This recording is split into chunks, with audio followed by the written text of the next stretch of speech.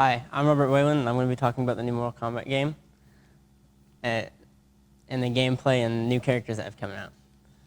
So far, that they're going to be working on next-gen consoles. They're going to work on put them on next-gen consoles, and then later on they'll work on putting on PS4 and previous consoles. The new gameplay, there will be more fluid fighting, and there will be a story mode and a multiplayer, but I'm more excited about the story mode for sure.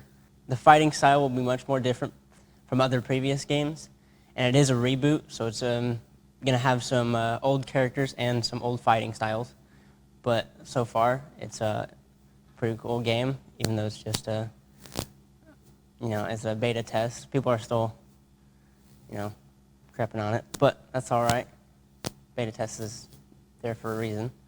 There'll be some new characters that have been linked, like Quan Chi and Ermac, Chiquita, and some famous characters that some people might know, like Omni-Man, Peacemaker, and Homelander.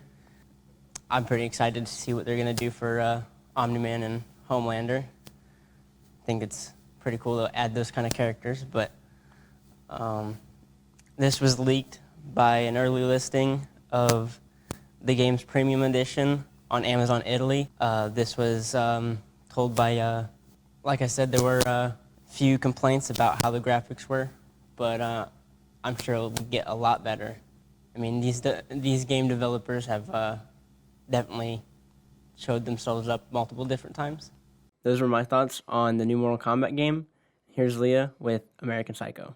Hello, my name is Leah. Today I'm going over book to movie adaptations, but specifically today I'll be going over American Psycho, written by Bret Easton Ellis.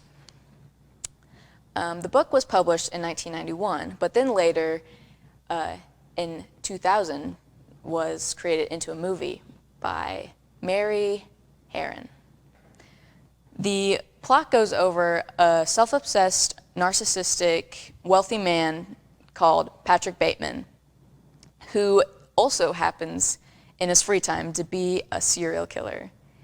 This movie goes over many themes like materialism and just toxic masculinity in general. And the book and movie are quite similar in some ways, but also the movie missed some things that I feel like would made it better. But first off, they kept many quotes and scenes in it, like word for word, in the movie, which I thought was very, very good for them.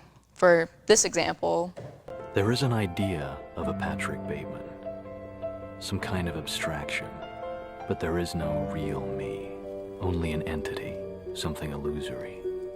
And though I can hide my cold gaze, and you can shake my hand and feel flesh gripping yours, and maybe you can even sense our lifestyles are probably comparable, I simply am not there. So yes, it still does that, and it goes through the story in chronological order also, and it is still a satire in the movie. It still does a great job being horrific while being comedic at the same time. But there's some very, very different things from the book and the movie. For example, they made Patrick Bateman way more digestible, palatable, because in the book, besides being like a really insane serial killer, he's also just really boring and goes on tangents about nothing. For example, on page 87,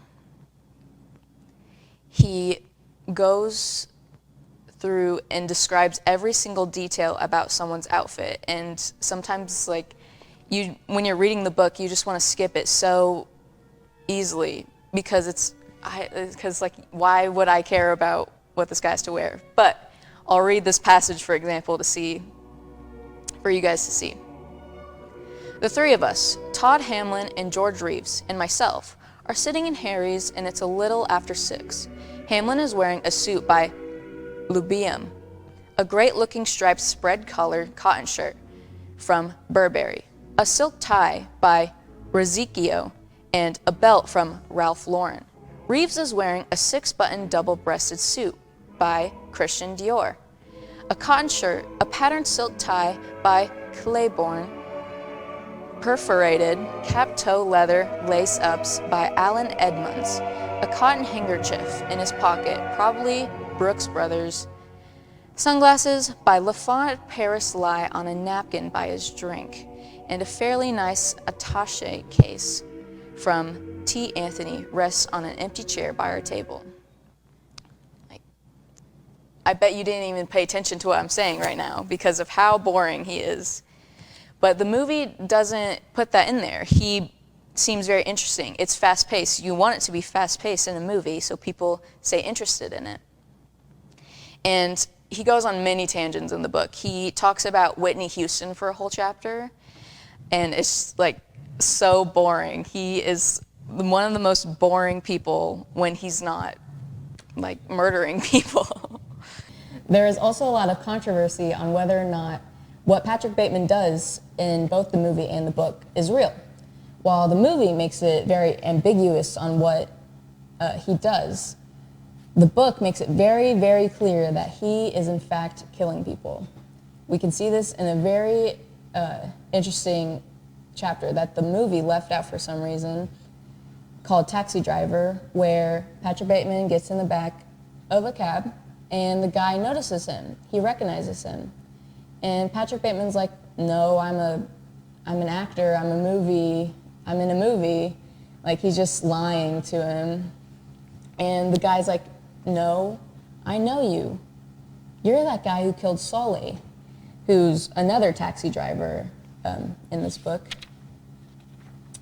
Patrick Bateman gets almost like shocked. He's shocked. He's surprised that someone finally realized that he killed somebody.